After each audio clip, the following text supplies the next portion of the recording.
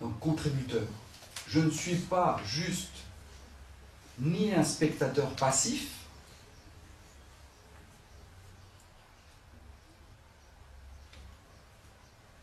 et je ne suis pas non plus quelqu'un qui est juste un consommateur et qui oriente tout vers ici, cet individu.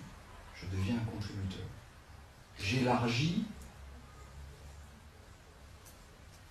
ce cercle de préoccupation, je l'élargis, je l'agrandis. Et en ça, mon cœur s'ouvre. Je me transforme, je grandis en tant que personne.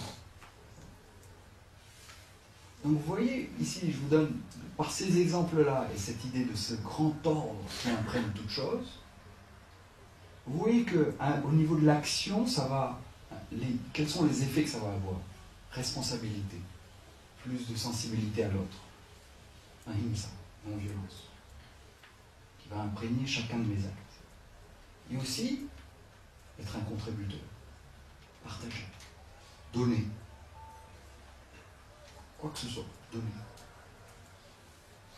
J'ai une journaliste que j'ai rencontrée, qui m'a interviewé il y a 4-5 jours, journaliste à RFO. Elle me dit, et j'ai adoré la manière dont elle s'est présentée.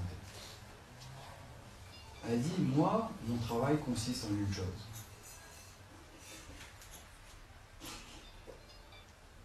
Je suis un pont. Je suis une zone de connexion entre des individus et des événements et d'autres individus.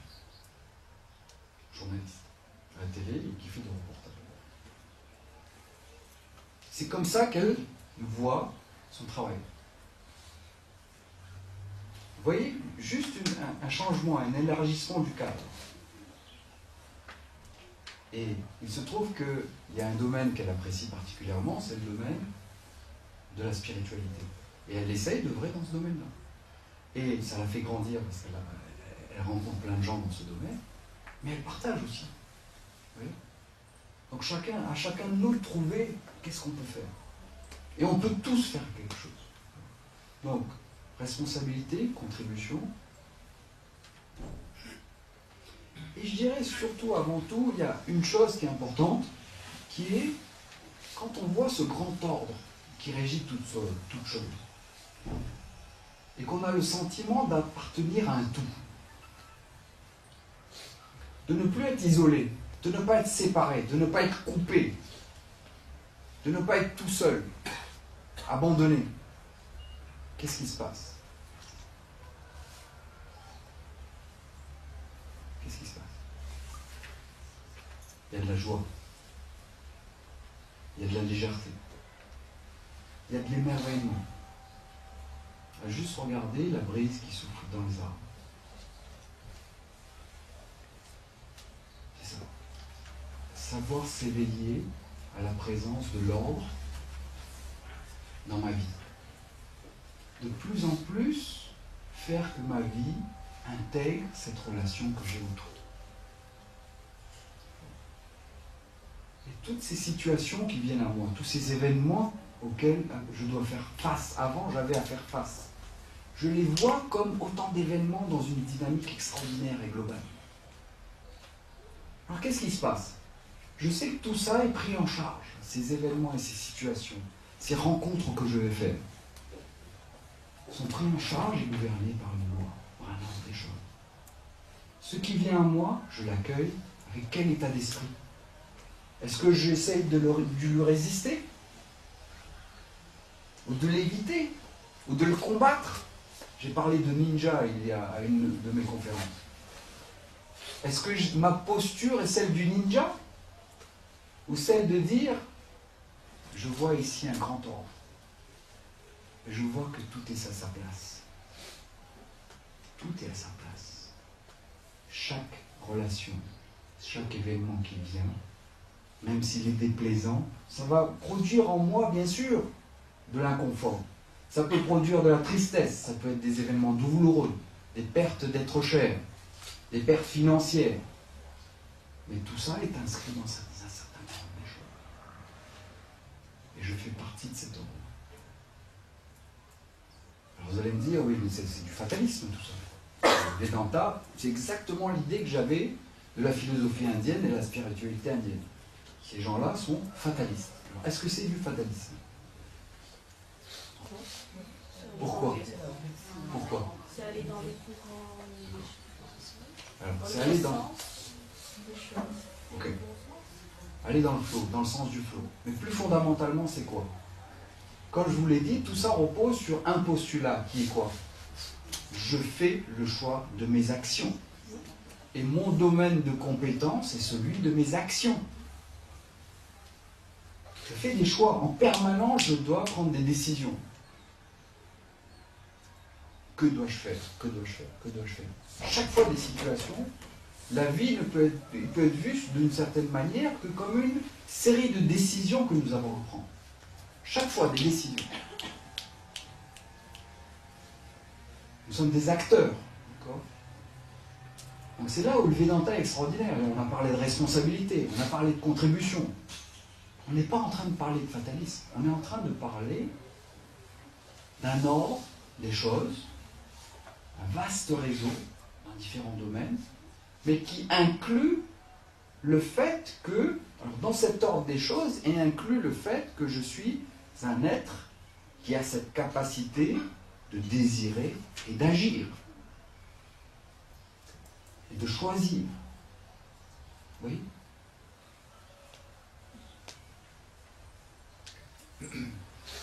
Alors, donc comme disait Madame, j'ai bien aimé ce qu'elle a dit.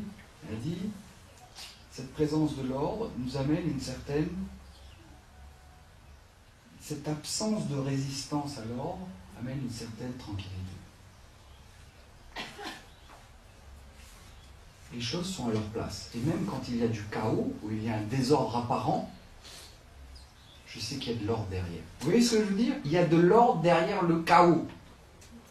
Il y a de l'ordre derrière le désordre.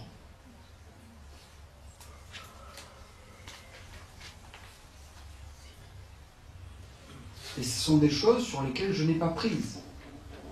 Où est ma zone de responsabilité? Il y a certaines choses que je peux changer.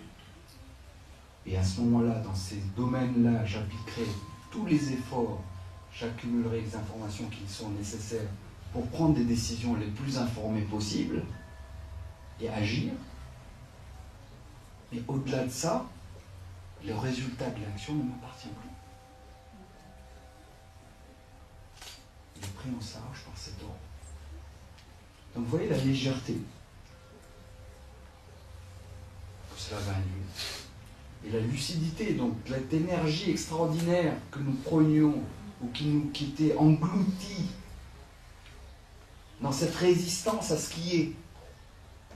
Et cette résistance à l'ordre des choses va être libérée d'autant plus, pourquoi? Et va être investie dans l'action. Ok? Et dans une action qui va être lucide. Une action qui va être objective. Une action qui va être éclairée par dharma, par ahimsa, par la contribution. Okay. Alors, transformation relative. Je passe du ninja, pour faire court, avec cette nouvelle vision, ce changement de perspective. Je passe de la posture du ninja à un être responsable, actif, dynamique, qui n'a pas besoin de partir de la société, de se détacher du monde matériel, au cœur même du matériel, soi-disant matériel. Ce matériel est empreint à tous les niveaux de cet ordre dont je vois la présence.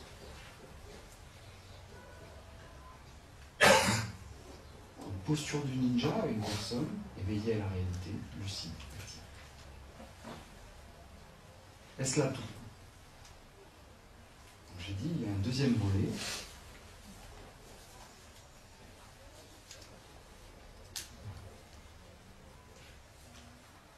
Qui est celui transformation qui va être plus radicale cette fois-ci. On va entrer maintenant dans le domaine de l'absolu. Car même si je me vois comme étant, comme faisant partie d'un ordre, d'un grand ordre,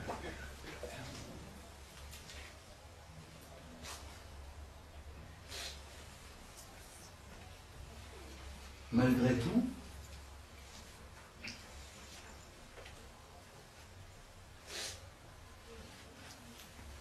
subsiste quoi?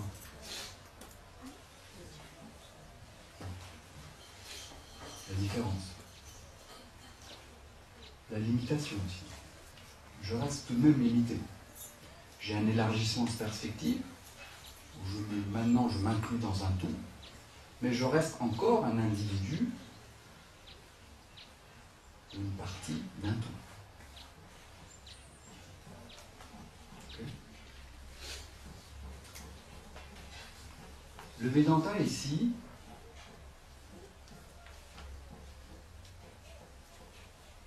va basculer dans une vision de moi-même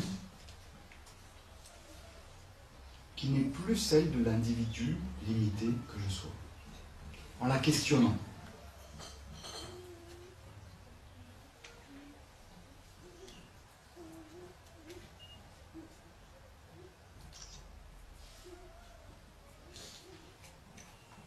En disant, si la réalité de toi-même est que tu es cet être limité, cet être confiné dans l'espace et dans le temps et qui a une biographie, qui est né le 10 novembre 1958 et qui va mourir après 100 ans ici.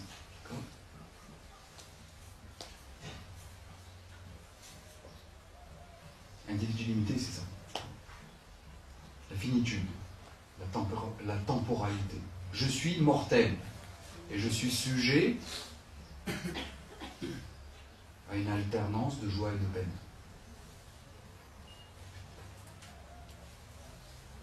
Toutes ces conclusions qui sont des conclusions qui nous semblent tout à fait aller de soi et normales. C'est ça qui définit notre individualité. C'est comme ça que l'ensemble des philosophies, l'ensemble de la société définit le fait d'être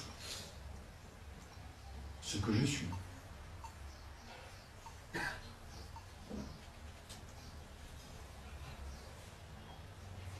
Le Vedanta dit que vous n'êtes pas juste cet individu limité.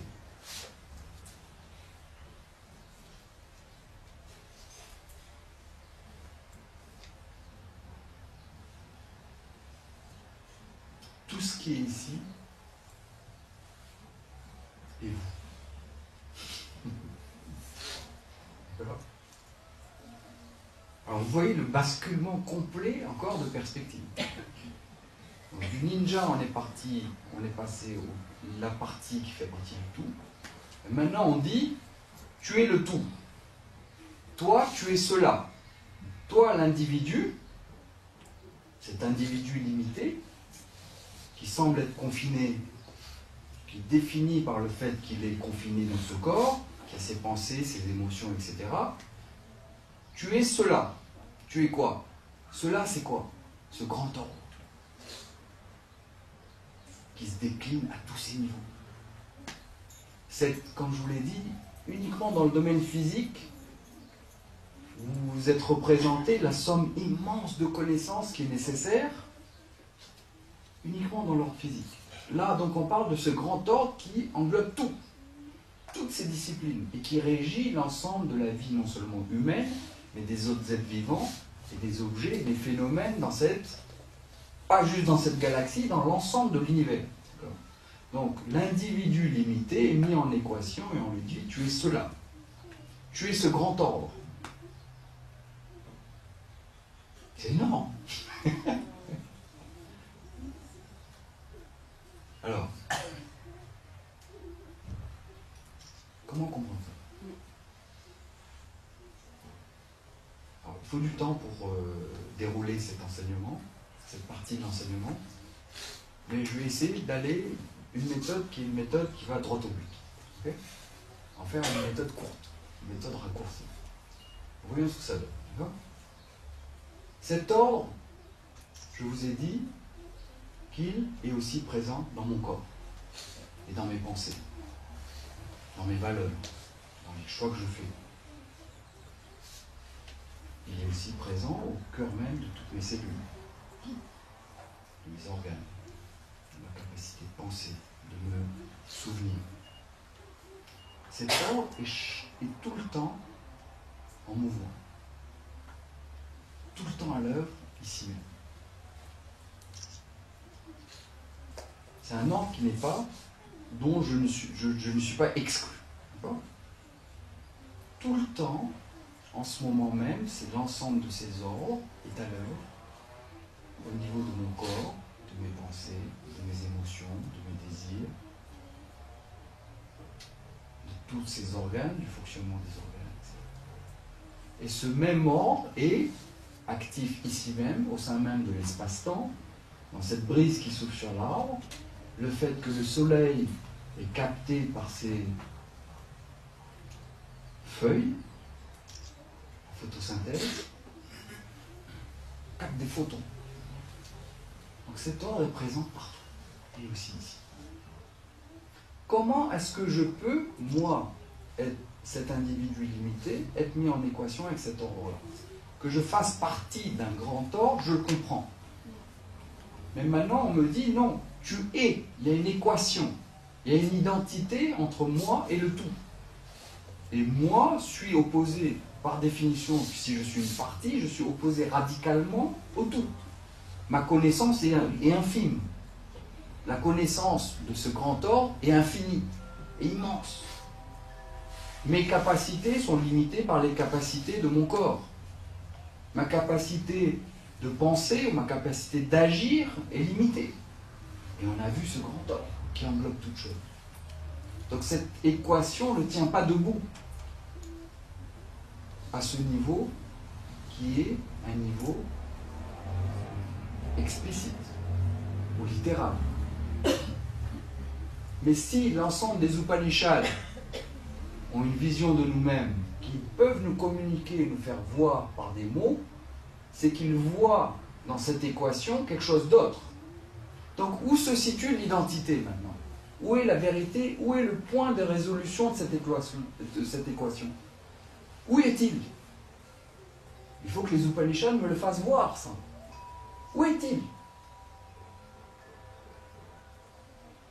Et qu'il ne soit pas du domaine de la croyance. Qu'il ne soit pas du domaine de quelque chose que je dois imaginer ou accepter sans que ma capacité de raisonnement, sur mon esprit critique, soit mise de côté. Ou il y a un endroit où on peut le comprendre. C'est à l'intérieur même de ce corps humain.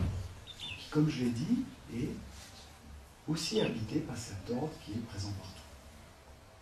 Au sein même de tous ces changements qui interviennent au niveau de mes cellules, au niveau de chacune de mes pensées. Les pensées et les émotions changent tout le temps. Donc je vous dis maintenant, pensez à une banane. L'image d'une banane qui se forme, une représentation d'une banane qui se forme dans votre esprit. Maintenant, pensez à un baobab.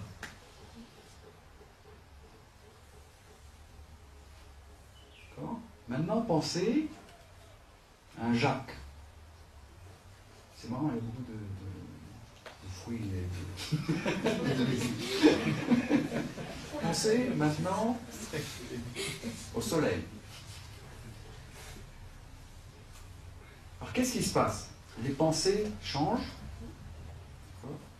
Et la pensée du baobab est remplacée par la pensée du soleil, qui est remplacée par la pensée de la pomme, qui est remplacée par la pensée du micro, de l'eau. D'accord? Ces pensées vont et viennent. De la même manière, il y a des flux constants au niveau de mes cellules. Tout change en permanence. Les émotions de la même manière. Le matin, je peux être dans une humeur difficile, je dirais. Et ensuite, parce que j'ai vu quelqu'un que j'aimais bien, être beaucoup plus joyeux. Les émotions aussi changent. Mais au travers de tous ces changements qui sont régulés, qui sont ordonnés par cet ordre qui est présent ici même, ces changements sont pris en charge par ces lois. Et il y a une chose qui demeure invariable. Est-ce que vous voyez ça? C'est quelque chose que vous pouvez voir, apprécier, ici même. Il y a une présence invariable au sein même de tous les changements, que ce soit de votre corps, de vos pensées, de vos émotions, etc. Cette présence invariable est ce que les Upanishads appellent Satchidananda, cet être conscience illimité. Alors, être conscience, ok, je peux comprendre. Je peux apprécier la présence de quelque chose qui est en moi et qui est invariablement présent et qui n'est pas affecté par tous ces changements. Ici même, je peux le voir. Mais illimité. J'ai l'impression que c'est juste ici. Est-ce que cela est illimité? Non, ça se passe ici. Il y a une présence invariable de cet être conscience, mais uniquement ici. Non. Pourquoi? Parce que on est en train de regarder la réalité inchangeante de ce grand ordre d'un certain point de vue. On l'a vu du côté ou du point de vue de ce corps et de ses pensées.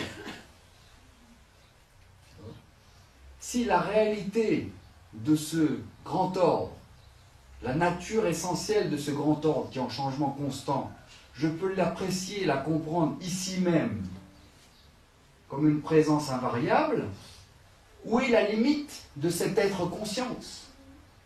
Est-ce qu'il est limité par ici? On a vu que l'ensemble de ces feuilles, de ces arbres, de la terre, de l'espace, du temps, du soleil, aussi est pénétré par ce grand ordre. Et la réalité que j'ai pu apprécier ici, dans ce corps et dans ces pensées, est la même qui est la réalité de ces phénomènes qui sont en dehors de ce point de vue de ce corps. Est-ce que vous voyez ça? Est-ce que vous voyez ici la logique? Non? Je n'arrive pas à comprendre. C'est un peu comme la notion d'infini qu'on a dans notre tête, c'est ça?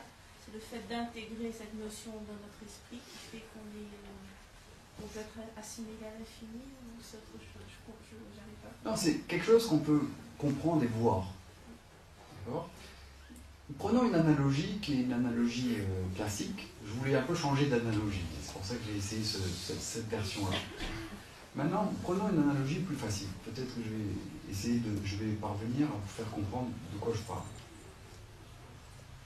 L'individu dont je parlais,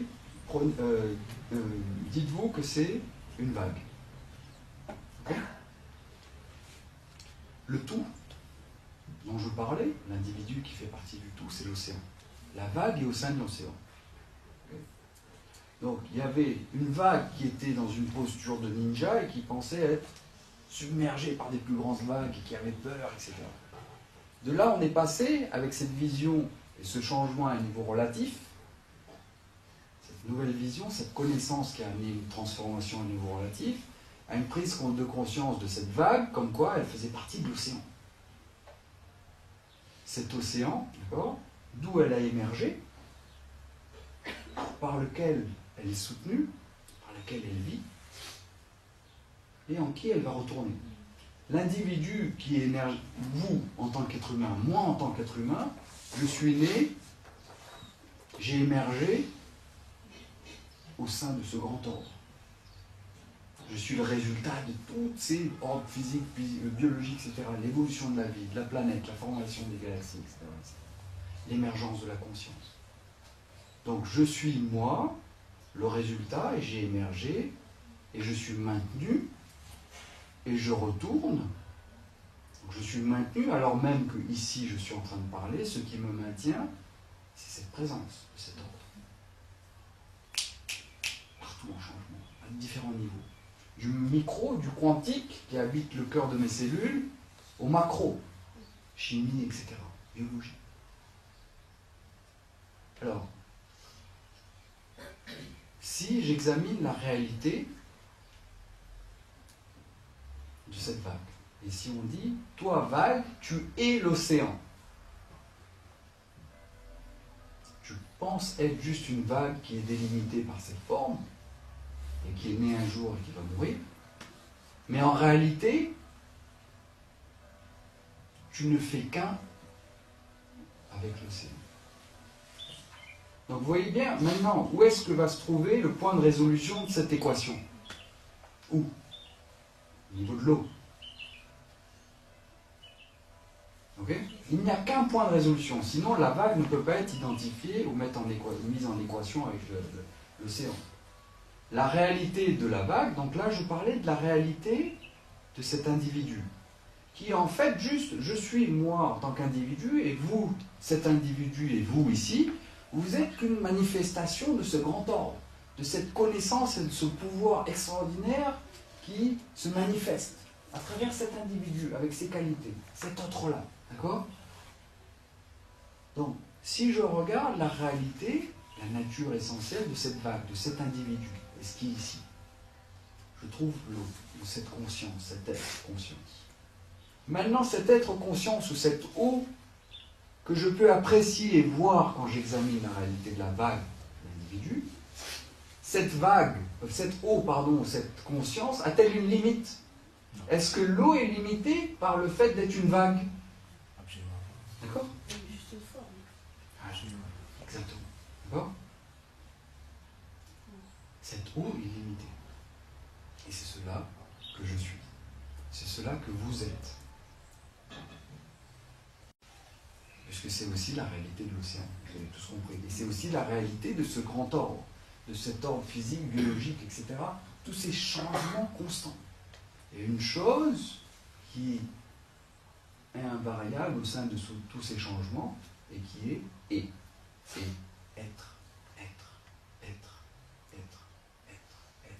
Et qui se manifeste sous toutes ces formes. D'accord? Donc ça, c'est la vision qui est cette connaissance que peut nous révéler ou nous transmettre les Upanishads, qui est cette connaissance à un niveau absolu.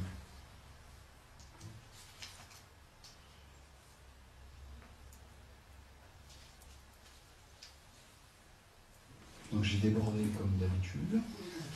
Mais je vous remercie beaucoup de votre attention. C'était un plaisir pour moi.